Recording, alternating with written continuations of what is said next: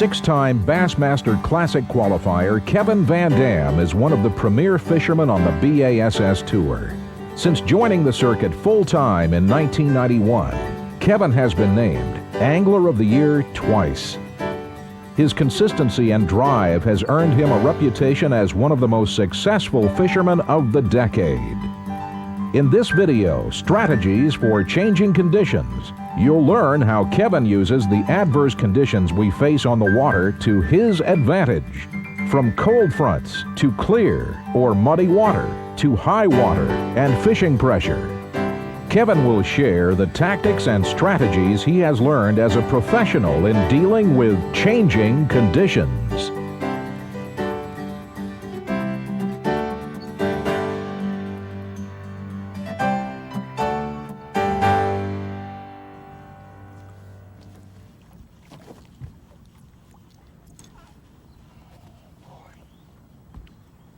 Pretty color to him. Nice fins, post-spawn bass.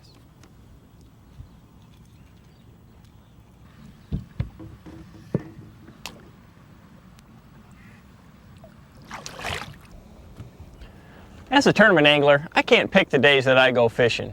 In a year's time, I'm faced with a lot of different conditions as we travel around the country. In this video, we're going to try and help you catch a lot more fish when you see some of those conditions that you're not used to catching fish in. I think we're going to help you catch a lot more bass.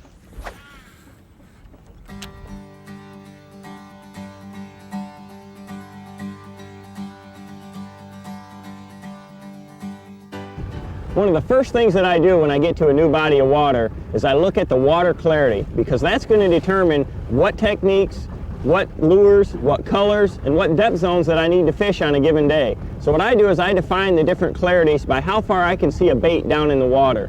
For instance, in clear water, if I can see a lure 18 inches or deeper, all the way down to that stuff where you can see 20 feet down, I classify that as clear.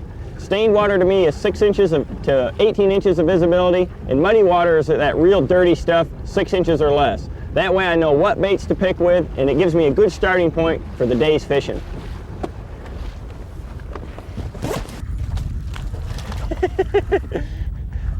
You gotta like them smallmouths.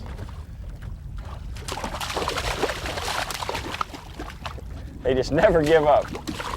And no matter what size you catch, they all pull real hard. Smallmouths and clear water really go together, and it's one of my favorite things to do. But clear water really puzzles a lot of fishermen. There's a few guidelines that you really have to follow to make it successful for you. And one of the biggest things is because the water's clear, you can't let the fish see you. So you have to make longer casts. And you have to do a few other things to help camouflage your baits and yourself from the fish. It's really important in clear water. In clear water, it's real important to make sure that the fish doesn't get too good a look at your lures. And one of the key things that we do is choose the right color, but more importantly is choose the right speed. And then we try to use some of the other elements, you know, the wind, cloud cover, for instance, the surface of the water, to help disguise the bait so the fish can't get too good a look at the lure. Speed in itself is probably the #1 thing that I do with my moving lures to help trigger a lot of strikes. The surface of the water too, you have to think about it. When a bass is looking up at a lure, it's blending in with the top, you know, that silver image or that silver surface. And that's one of the good ways to help camouflage that bait too. Topwater baits are super good in clear water for that reason. You can keep the bait moving fairly quickly. It's you know, making a lot of splashes and ripples and noises, and it's helping disguise that lure so it just looks like a lot of flash and movement. That's probably the biggest thing when I'm working a bait in clear water. If it's a moving type bait where I'm covering water with it, is I want it to move quick enough and have enough flash that the bass can't get an extremely good look at it. Whew. Hard to beat a big smallie. That's a nice one right there. Better, with light line, I better grab onto that one. Oh, he swallowed that grub. One of the other ways you're fishing in clear water that's really successful, and that's what most people do, is they like to use finesse type presentations. And I like to do that too. You know, lighter line so the fish can't see it, smaller baits, real natural colors. And a lot of people have problems choosing colors or knowing what a good color is in clear water. And one thing that I always do is if I'm fishing an area that has a certain colored bottom, I try to match the color of my soft plastic bait, you know, grub or plastic worm or maybe a lizard or whatever that I'm fishing to that bottom. So if it's kind of a greenish bottom, use a watermelon color. If it's kind of a darker bottom, maybe a smoke. If it's, you know, brown, pumpkin. The natural bait fish and crawdads, they have a chameleon type effect in clear water and they match their surroundings. So if you got a bait that's real similar to the color of the bottom, you probably got the right color in clear water.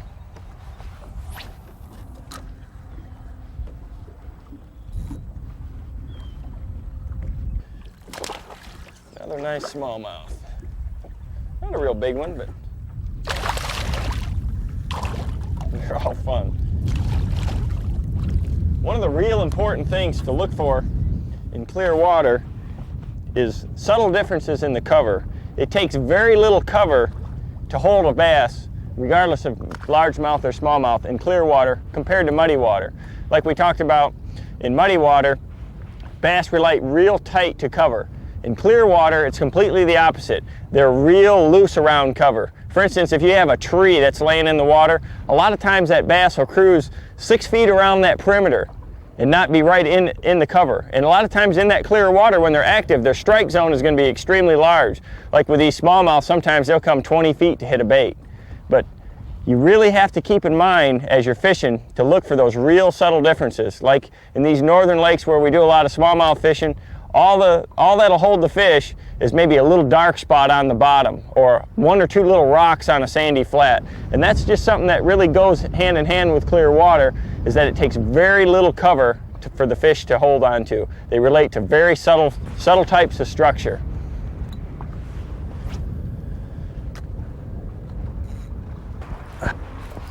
Oh boy, he just slammed that spinnerbait.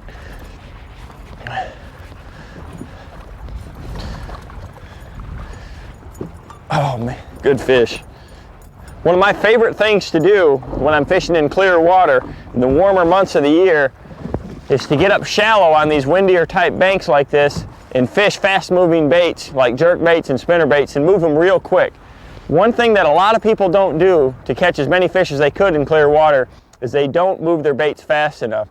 Speed is one of the key things that triggers strike. Make the bait move as erratically as possible. So that's why a jerk bait is real good. With a spinner bait, I like to reel it real fast and stop and go and twitch it and jerk it, make it do a lot of different things. Make it look like it's wounded. You want to, you know, the fish can see the bait real well. So you want to add a lot of action to it and really try to excite them into doing it. As long as you have warmer water and some wind, it'll put the fish a lot shallower. The other thing is the windiest bank is very important to be fishing on, not because it blows bait fish in there, but because it's pushing plankton in there, and the bait fish are going to follow it. And the other thing is as it's hitting the bank and stirring it up, it's stirring up all that algae and that, and the crawdads are going to come out, you know, out of their holes and that. They can't stay on a rocky bank underneath those rocks, so they're out and moving, and the bass know that too, and they're going to be after them. They're going to be aggressive. So we just keep after them, and you have the real trick to it is covering a lot of water. I like to fish with the trolling motor on high and cover a lot of different areas. Points and things are real good, but I try to get right into the windiest areas and keep that bait moving really fast. Keep it right up near the surface, because the surface is going to help blend that bait in. When the bass is looking up at it, it's the movement of the waves and that is disguising the look of the bait. It's really important in clear water to do that.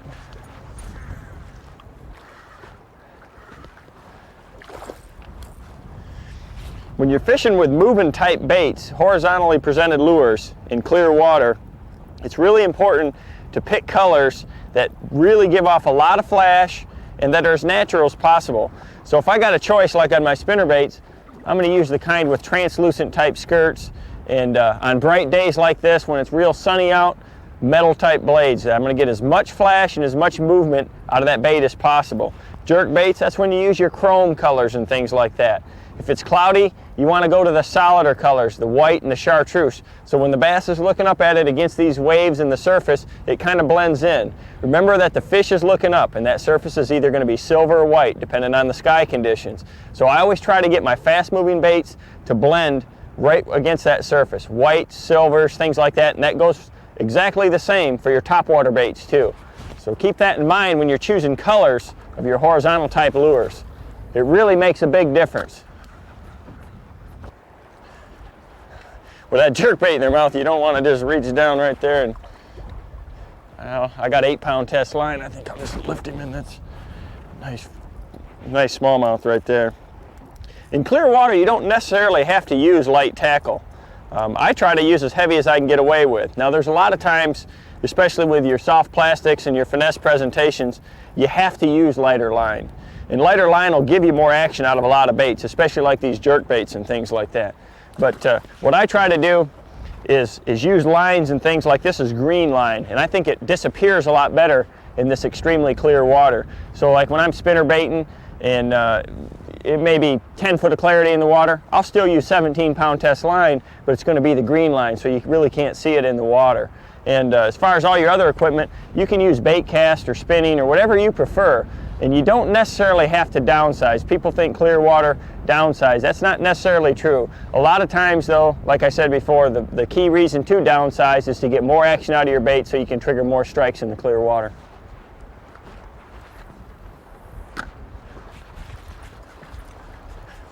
Nothing like a smallmouth spinnerbait bite. They just crush it. Just crush it. Look at that, he straightened that spinnerbait right out. You know, the season is extremely important in clear water, so you know when to use techniques like burning a spinnerbait or when you got to finesse and go down deep.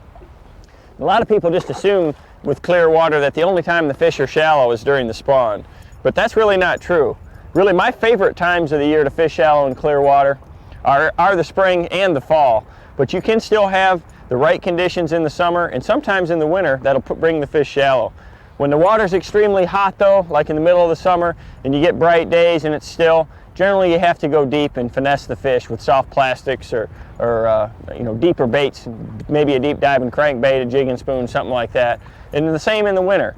But there are times when you have conditions like this where we have a lot of wind, maybe some overcast skies, that the fish will move up. You know, you have to be near the deep water, but those fish will move up into the shallows, and techniques like this will really work.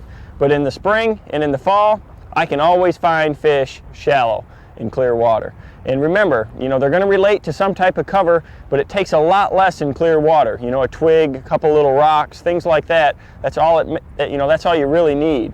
Now, if you have good cover, you know, a lot of weeds or brush and things like that, that just makes it a lot better. If you've got fish in the shallower zone, I'm sure that you can catch them with some of these techniques, you know, burning the spinnerbait, top waters and things like that.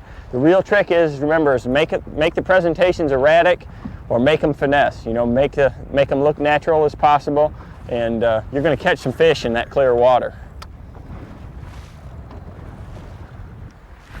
There he is. Oh, he was way out there. As far as I could throw. When you're fishing in bluebird days, boy, it feels like a pretty good fish. When you're fishing on these bluebird type days in real clear water, when it's real slick out, boy, that's a big one. You have to really play the conditions. That is a great big bass. You have to really play the conditions to make them work to your favor. And one thing that I like to do is really take into account where the sun's at and keep it at your back, and make extremely long casts. And your presentation when it's like this is usually a finesse presentation. I like to use, you know, soft plastics in real natural colors like this right here, translucent, so they you know, the light can go through them and they blend in well with the surroundings that way. I like to match the bottom of the lake with the color of that. That is a beautiful fish. You know, make sure the boat's positioned so the sun's behind you. Make as long a cast as you possibly can, and you might get into some fish like this, hopefully.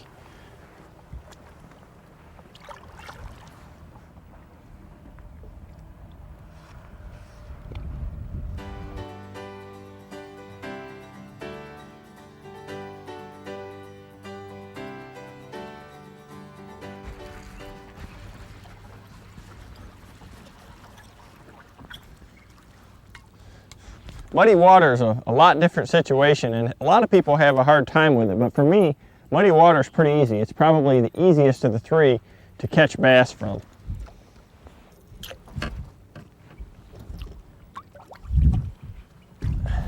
The reason is because the muddy water positions the fish for you. Bass in muddy water are going to be positioned right against the cover. They're not going to be 6 inches or a foot away from it. So that tells you exactly where your lure needs to be. On a log like that, you need to have the blades of your spinnerbait bumping against the side of it as it goes down it. Same thing if you're fishing a jig. Flip it so it's touching the edge of that cover. Any type of cover you're fishing, and it's very important to be fishing cover in muddy water because the fish are going to relate to something, and it's usually hard, and the bigger the better. The biggest part of that tree, the stump end, you know, the biggest rocks that are around, whatever you can find as hard cover is where they're going to be in muddy water. Now I love to fish muddy water, but you got to fish it during the right time of the year, and that'll be the warmer temperature months, spring, summer, and fall. Now in the wintertime, when it's cold and muddy, that's tough. That's the toughest thing you'll face. So in the winter, when it's cold and muddy, I'm going to go and try to find areas that are clearer. And by going to the lower end of the lake, or maybe some of the creeks that don't have streams or rivers flowing into them, I'm going to find a little bit cleaner water. So I'm always looking for that. Now when it's warm, especially in the spring, and muddy water a lot of times goes with high water, it's really going to help me find the fish. Because when you get new muddy water into the lake, it's going to move the fish shallower, and just like I said before, it's going to put them tight to the cover. So it's helping you locate the fish. That's why a lot of the best spinnerbait fishermen, jig fishermen, they're always going to the upper end of the lake, the back end of the creeks and things like that. They're looking for that muddy and stained water. When you're faced with new muddy water like this with a lot of silt in it, one of the best things to do is get away from it. Find cleaner water like we have here in the background. And what I like to do is get a map, look for those areas that are protected from the current, way away from it, backwater sloughs and things, areas behind islands, stuff like that. And look for that cleaner water with your polarized sunglasses. The bass are looking for it too. They don't like that unstable water, and many times you're going to find the mother lode in one of those little clean water pockets. Now the other thing you have to keep in mind is when you have fast moving muddy water, a lot of times it's cleaner underneath, and the bass will be just underneath that mud level. So you can get down there with a crankbait or something else like that and catch those fish. Another thing about fishing muddy water is because all that silt in the water, you can get a lot closer to the fish. You still need to use the trolling motor and be quiet, but you can get in there nice and tight. The fish are going to be right in there tight to the cover. Get in close where you can make a good, quiet, accurate cast. And because they're in heavy cover, use heavier tackle. I'm going to use 17, 20, 25 pound tests. The other thing is picking baits that help the fish find the bait. They can't see your lures near as well, so you want to use bulkier baits like this jig, baits with rattles in them, you know, crankbaits and stuff with a wide action, rattles. Spinner baits with Colorado blades so they give off a lot of vibration. Another thing is the color. You want to pick colors that the fish can see from as far away as possible because the mud in the water is limiting their visibility. And some of those colors that show up the best in muddy water are your fluorescents and then your extremely dark colors. My favorites really are chartreuse, orange, and fluorescent red. Black and stuff and jigs. I like to throw dark colors on my bottom bouncing baits, lighter colors, fluorescent colors on my moving baits like spinner baits and crankbaits and things like that. Sky conditions play a role too. If it's nice and sunny out like this and you're throwing a spinner bait, a gold or copper blade is going to give you a lot of flash. Where if it's overcast, you don't get a lot of flash off a metal blade. So I'll go right to a painted chartreuse blade or maybe a painted white blade or a painted orange blade. Those colors make a big difference in muddy water. The fish has to see the bait before he can take it into his mouth.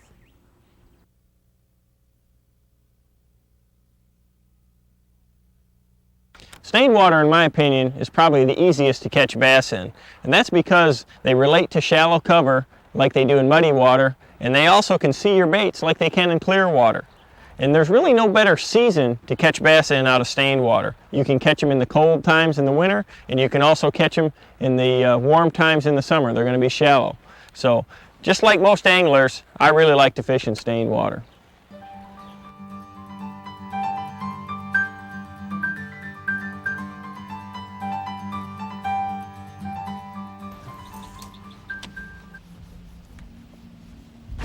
There he is. Fishing high rising water is probably my favorite condition that I'm faced with as I travel around the country. Seems like the higher the better. The great thing about high rising water is that any season of the year except for winter, it can be super productive. The spring and the fall are the very best. In the spring, the bass are wanting to go to the bank anyways, and as the water's coming up, they're moving up into that newly flooded cover. And the types of cover that I really like to fish the most are the bushiest stuff that I can find, like willow trees like we're fishing here, pastures, yard grass, anything like that. Just something that the fish can get in. And I'll always find the fish from the old lake line, from where it started to rise to somewhere up top. So if the lake's 10 feet high, they may be down there 10 feet low, but usually they're coming up right with that water. And again, spring and fall are the best. In the summertime, they do the same thing too. As the fish move up there, they're going to get into that cover, and you have to use lures and tools that you can get into there. So if it's stained and muddy, I like to get the boat positioned real close to the cover like this, and I'll flip baits like a jig, maybe a lizard, a plastic worm. If it's more bushy in the water and shallower, flatter banks that you're fishing and not quite as thick, a spinner bait and a buzz bait are my prime choices. The real key is, though, is you've got to get the boat positioned where you can make those good, accurate casts. I like to use a spinner bait with a little underhand roll cast. It makes it a lot better. You can get it in there real quietly. I'll just take a little loop cast and lay it right up underneath that stuff and get it in there. It's really important. Presentation is probably the most critical thing, because those fish are going to be suspended in the cover. They're going to be up off the bottom. That's the difference between this time of year or this pattern than most any other times of the year. If you got falling water that's high, a lot of times they're going to be on the bottom. These fish are going to be in the top column of the water level, whatever depth that you're fishing. So get those baits out there, get them in there real quietly, and you're going to catch a lot of bass. When you're fishing that high rising water, there's certain areas that I really like to look for. In the spring of the year, it's really important to fish areas that are out of the current. You know, the bass are wanting to spawn, and they can't spawn in strong current areas, so you want to get back away from areas where there's a lot of wind current or river current in the flooded type cover. And the flatter, the better it seems to be in the spring and the fall both. The flatter type banks and points aren't necessarily the key type of structure in rising high water. A lot of times they'll be back in little bays and pockets and things like that. The cover seems to be more important than the type of structure that it's sitting on. So keep that in mind. The other thing that I really look for when I'm fishing high water that's rising, and again, it doesn't matter if it's 6 inches above pool and rising or 6 feet above pool and rising, is if you got an area where there's fresh water coming in, you know, a tube running in where there's some rain, maybe you happen to be out there while it's raining and there's a tube blowing in, or maybe an area where there's water blowing through a dike. Those areas where the fish can position themselves in that fresh water or that current coming in like that, that's a great place to catch them.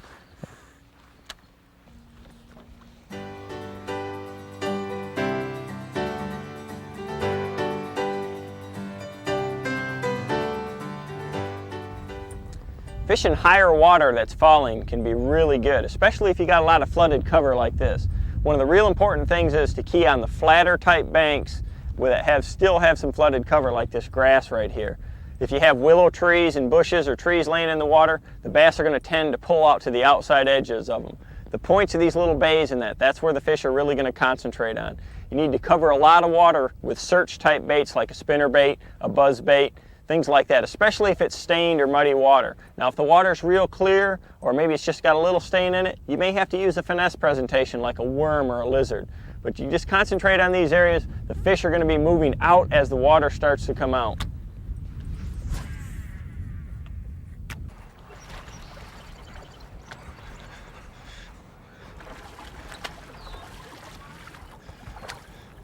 Catching them out of that shallow flooded cover, even when the water's falling, is pretty easy, because you can always see what you need to fish. You know, the cover that's in the water, and fishing these flat type points like this, the fish are usually going to be in those areas.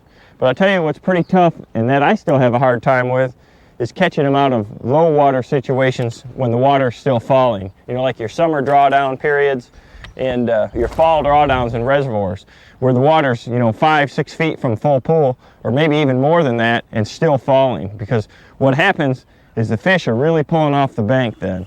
The areas that I really like to concentrate on are still flat areas like this, and to me, I need to be close to the main lake. A nice, real long flat point that tapers out into deep water, that's what I like to fish. And the bass tend to suspend in this situation. So first thing in the morning and late in the evenings, top waters are real good. You can, especially if it's real clear, you can draw them up out of the depths. If it's stained or muddy, you need to fish with baits that get down a little bit and that makes some sound. You know, maybe slow rolling a spinner bait fishing a mid-depth type crankbait, but they're going to be out off those points, and it seems like the flatter and the longer they are and the closer they run to deeper water, the better they're going to be. And it's a tough time to catch fish. You have to just spend a lot of time searching through a lot of different areas, but sooner or later you're going to run into a bunch of fish. They tend to school a lot in those situations, so just stick to it and cover a lot of water, and you should come across some fish.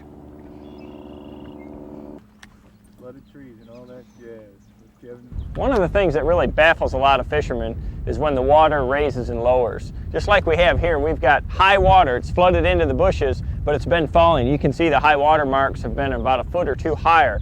And the bass do different things on fluctuating water. Falling water is very different than rising water.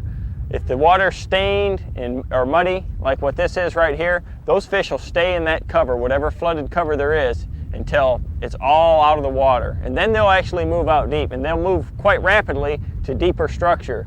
But when you got high water, fluctuating water that's coming up, those bass go into that new cover, that new flooded cover, almost immediately too. The one thing as a fisherman that we try to do is we try to beat the fish there sometimes. You know, you get a big rain on that day and you can see the water starting to come up into the bushes and things like that. Immediately we go to the bank and start throwing spinner baits and flipping jigs into that cover.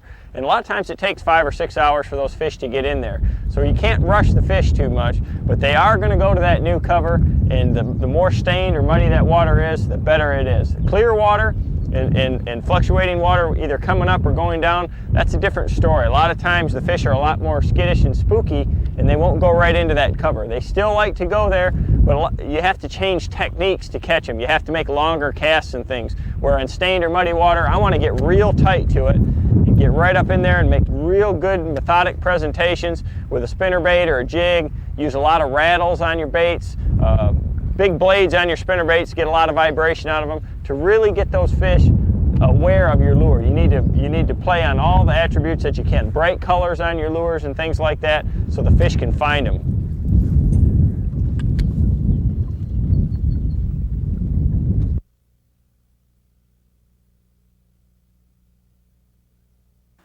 One of the things that's really overlooked in bass fishing is casting accuracy. You have to be able to get a lure into where the bass are living and get it in there quietly. And the cast that you need to learn to do it is a little underhand roll cast, and that's what I want to teach right here. You need bait casting equipment to do it. The rod length really doesn't make a bit of difference. You can use a shorter rod or a longer rod. The shorter the rod you use, the more accurate your cast is going to be. I like to use shorter rods when I'm in tight to the cover and stuff. Longer rods when I'm making longer casts. But you can do it either way. You need a rod that has some nice tip action to it, and you need a good bait casting reel. I like the kind with magnets, so I can set the magnets a little tighter. If my bait hits a limb or something, I don't get a backlash that way. But pick a heavier lure to learn this cast with. I've got a 1/2 ounce spinnerbait on right here, and set the spool tension on your reel quite loose. You want that bait, when you push the button and let it free spool, to fall fairly quickly. So let it go down. Put about 18 inches of line, 14 to 18 inches of line from the tip of the rod to the lure, and you just loop the bait around, and it's very important to keep tension on the lure through the whole cast. So I'll just loop the bait around and then send it out there. And what that does is that puts it real low to the water, and right before it hits, I can just pick the rod tip up, I put my thumb on the spool, and just set the bait right in the water without a ripple. And you can get it right there, right where the bass lives, without spooking him, and it'll catch a lot of them just from that reaction of that bait falling right in front of his face.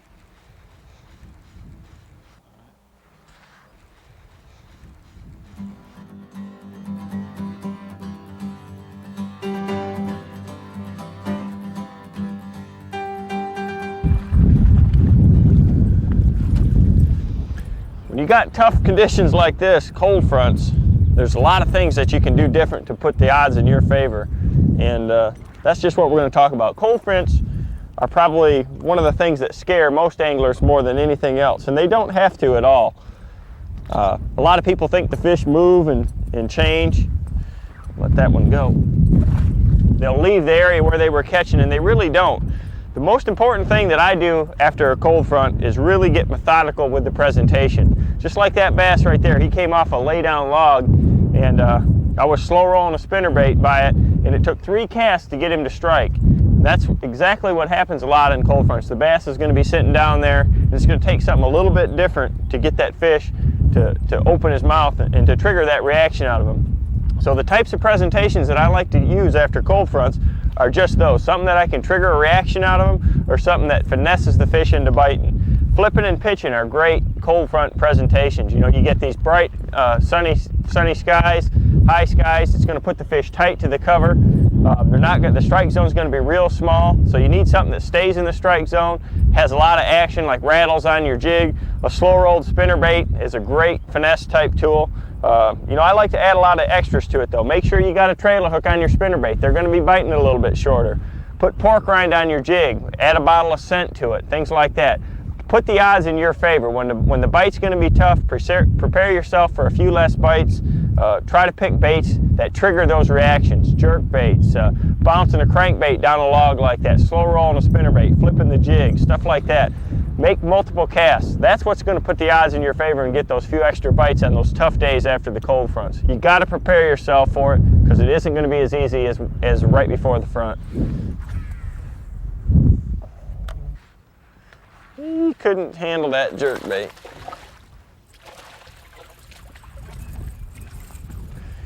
Jerk baits are one of my favorite cold front tools, and that's what we're right in right here. It's in the spring of the year in June. The bass are post-spawn, and we had some 90-degree weather last week, and now we've had this big cold front come through, and it's in the 40s at night. And you can see I've got all my cold weather stuff on, and the fish have gotten real tough. So one thing that I always try to do after a cold front is to fish baits that I can trigger reactions out of. You know, put more action into the spinnerbait, jerk it, twitch it, let it flutter. Jerk baits are one of my favorites. You know, you can really get a lot of action out of them, entice fish into biting. Bounce the crankbait off the cover and that. Make extra casts to an area. Erratic actions catch fish, and after cold fronts, it's one of the key things that put more bass in my live well. One thing about a severe cold front like this is a lot of people think the bass make a big move. Usually they don't. I'll start and fish the same bank where I was catching them before with the same lure, and a lot of times I catch them. But many times, especially after a real hard front like we've had here, they will make a short move. They don't swim across the lake though. Usually they go 100 yards or 200 yards to the next available structure, the next edge out in front of it. So like in a reservoir, it may be a channel drop, the creek channel itself. Natural lakes, it's the outside weed line perhaps. And I like to fish a hard structure area close to it if I can. If you can find a rocky point, a shell bed, some wood piling, something hard type structure, that's where I'm going to like to fish. In a river system, the move the bass make may be from the base of the log you were catching them on out to the deeper tip. Usually it's not far at all. You need to use a presentation that's real methodical though, and erratic actions really trigger these cold front bass. Jerk baits and things, slow rolled spinnerbait, crankbait bouncing it off the cover and stuff like that. Just be real methodical, real erratic with the presentation, and you'll get those fish to trigger.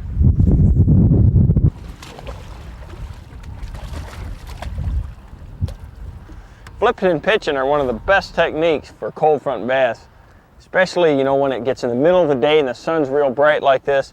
It's going to put those bass tight to that cover, and getting a jig or a plastic worm and getting it right in there where they're at and fishing it real slow and methodically, you're going to get a lot of them to strike. Just like this tree right here, you know, it's probably one of the best pieces of cover along this bank, and that's what I like to look for after cold fronts, is more isolated type cover. Not a bank that has 100 trees falling on it, but just one that has several in it. Just get out there and work them real thoroughly with a jig or a worm. Put some extra scent on the bait. That'll really help, you know, when the fish are a little tougher, maybe get a few extra strikes for you, get them to take it a little bit deeper. I like rattles and stuff in my baits. Do whatever I can to trigger that 1 or 2 extra strikes. Jiggling a lot, just work it real slow and methodically.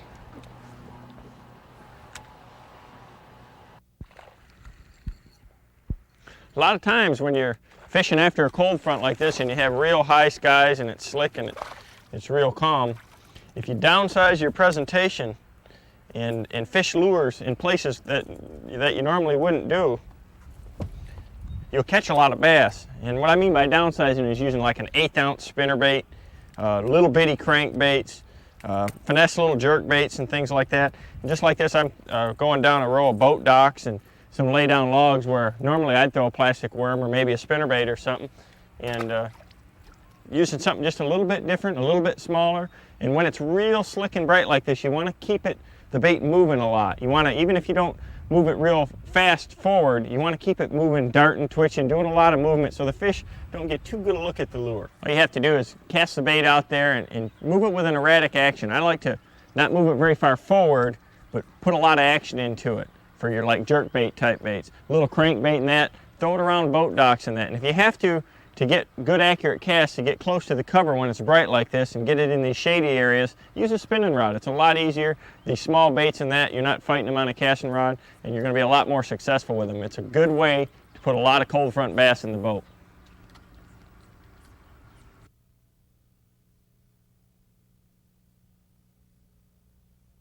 One of the things that really helps me in tough conditions is the use of scent. I like to douse my baits real well with it. Even spinner baits and crankbaits and moving lures. I don't know that it necessarily gets me a lot more bites, but I know that the fish take the bait a little better, they hold it longer, and it helps put more fish in the boat.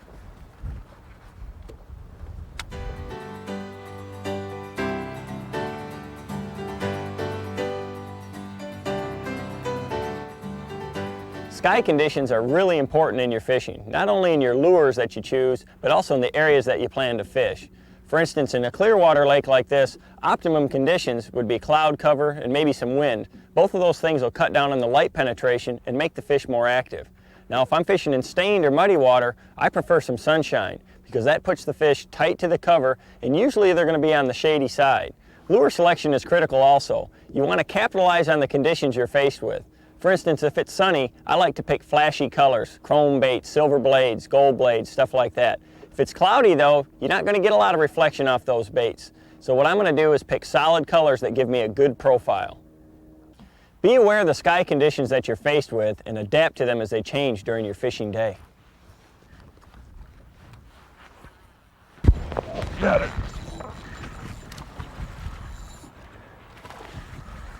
A lot of times when you got these bluebird skies like this, in real clear water like we have here, the only way you can catch those bass is to really downsize your presentation and really go to finesse. One of the toughest times for me is days just like this in real clear water. It's real bright and still, and something real subtle like a little gets it or a tube bait, a real small soft plastic jerk bait, something like that that'll really trigger those fish into biting. That's real subtle. A spinner bait or crankbait, jerk bait, things like that, just spook them. Subtle presentation will get more of them.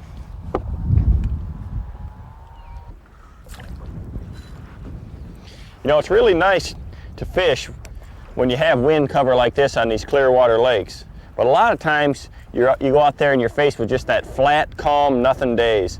Those can be one of the toughest conditions to catch fish on. And if you're going to fish in shallow water, and especially clear water, one of the worst things that you can do is use heavy tackle and heavy line. Because a lot of people think top waters are real good when it's nice and slick and flat out, which you can catch fish on top waters first thing in the morning like that.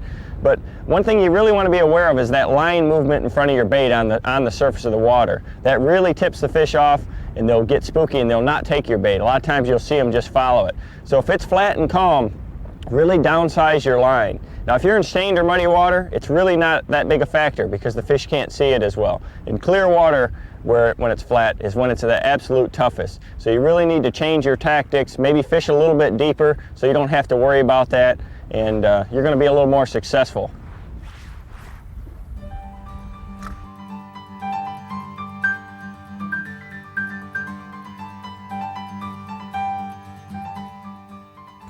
Got it. Nice fish. Nice one. He's hooked every which way on that jerkbait. Sometimes when the fish are a little finicky, having 3 sets of treble hooks makes a big difference. Especially when you go to land them. Can't find a place to grab onto them.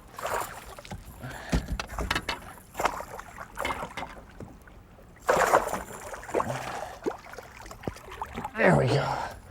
Belly landing them like that sometimes is the only option.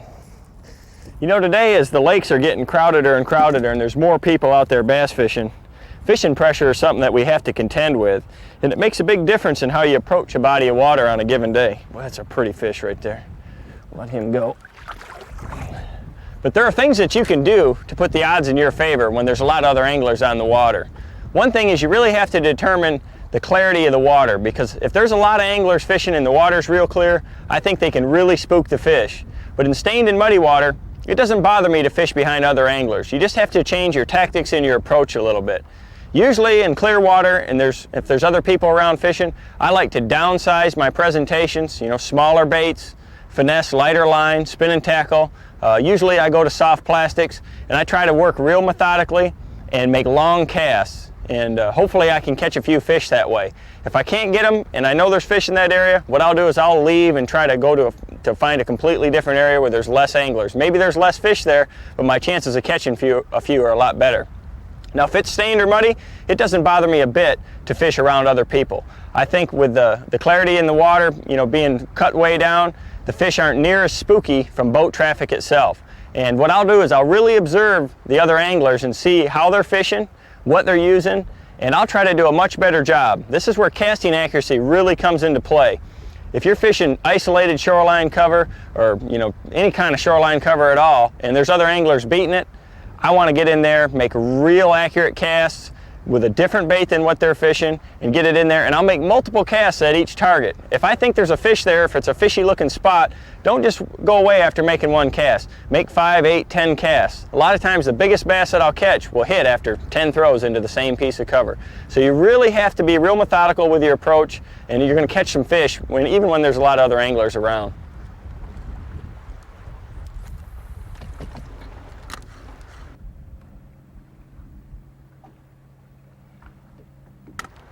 Another thing that we have to deal with these days is a lot more boat traffic on the lakes, especially on tournaments and things on weekends. That's not necessarily a bad thing to have happen. A lot of people complain about all the jet skis and the water skiers and that out there, and there's some situations where it's positive. And when I really like to see a lot of boating traffic is on clear water lakes. And I like to fish areas around a lot of traffic, marinas, narrow places where a lot of boats go through, canal mouths and stuff like that. The reason is because the props on those boats are always stirring up the bottom and a lot of the weeds and a lot of the nutrients in the water. And that gets the bait fish active. The bait fish are up and feeding on them, and the bass are going to come out there and get after them too. So I like to concentrate on those areas during high traffic. So don't let that boating traffic get you down.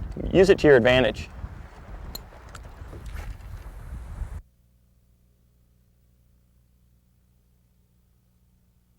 I think one of the real important things that's really overlooked by a lot of anglers is their mental attitude before they go out on the water when they're faced with tough conditions. When you see that on the Weather Channel where you got a big cold front coming through, or the lake's rising and it's high and muddy, or you got a big rainstorm coming in, or the temperature dropped 20 degrees, people think, they're not going to bite today, and they prepare themselves for failure. They go out there with the idea that the fish are changing and that they're not going to catch them. You have to go out there with a good attitude. You have to go out and think, yeah, it's going to be a little tougher today, but I'm going to work hard and I'm still going to get my bites. And many, many times, some of those days can be the best that you have on the water. You just have to really use your head, keep an open mind about it, and be real persistent, and keep your concentration level up.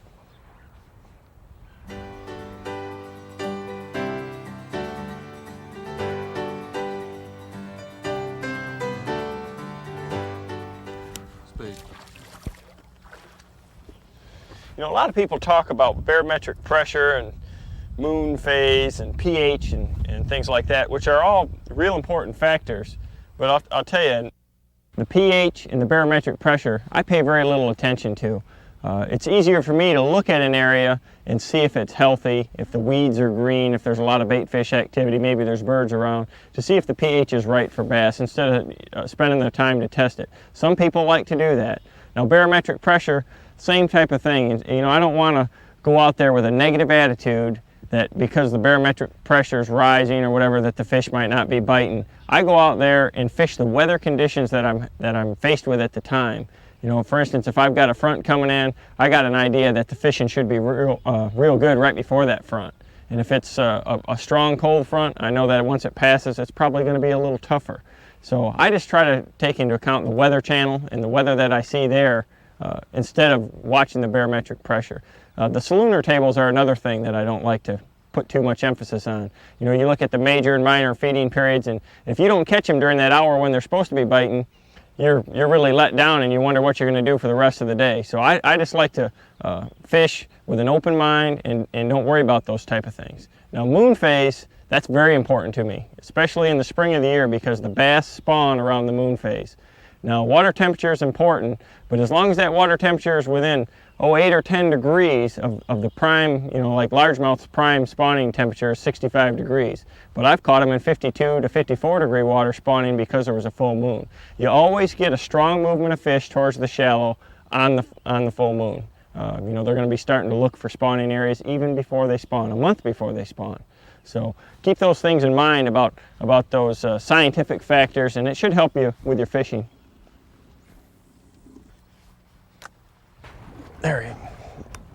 There's a good one right there. Boy, they're really starting to bite before we got a big rain front coming in right here. Whew, nice one. With that low pressure system starting to come in, these fish are really getting active. And I'll tell you, I really changed my techniques, regardless if I'm fishing clear, stained, or muddy water, for that. That's a good fish right there. Anytime you got a rainstorm approaching, it's a real positive aspect and the effect on the fishing. Let this one go real quick. He's ready to go. But it's real positive, and I changed my techniques to really fishing a lot faster and a lot more moving type baits whenever I have that situation. Just like right now, I watched the Weather Channel this morning, and it said that we were going to have a rainstorm coming in around 4 or 5 o'clock, pretty strong system. And we're a couple hours in front of that. We can just see the edge of it coming in, and the fish are really starting to bite. So I'm covering a lot more water. I'm fishing real fast and trying to capitalize on that opportunity. And it usually continues right on through the rain if you like to stay out there and fish in it, and they'll get real active. But once that front passes, usually it tapers down, and you'll have to change your techniques again to slow down, maybe to finesse the fish. But really capitalize on it when the front is coming through. Move faster, move quicker, cover water. Try to be in the best locations, in the spots that you know that fish are living when that front is going to pass right through. It's really important. Be real careful though, if you are going to stay out there and fish in the rain, don't stay out there in the lightning. I've been in a lot of lightning storms, and I like to go to the bank and don't go hide underneath trees. You know, go to a good, safe, protected place and get off the water. It's just not worth it. You know, the fishing can be real good sometimes, and you want to stay out there, but getting struck by lightning doesn't sound like any fun to me. So really capitalize on those fronts. You know, make sure you change your conditions, and it really doesn't matter, like I said. If you're fishing in stained water, muddy water, or clear water, the fish are going to get more aggressive as that system comes in.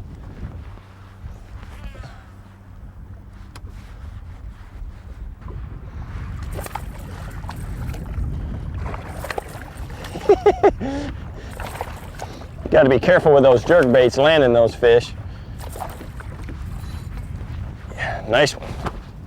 I'll tell you, if you want to be successful in your fishing, or more successful especially, you really have to be aware of those conditions that you're faced with out on the water. And one of the best ways to do that is to watch the Weather Channel.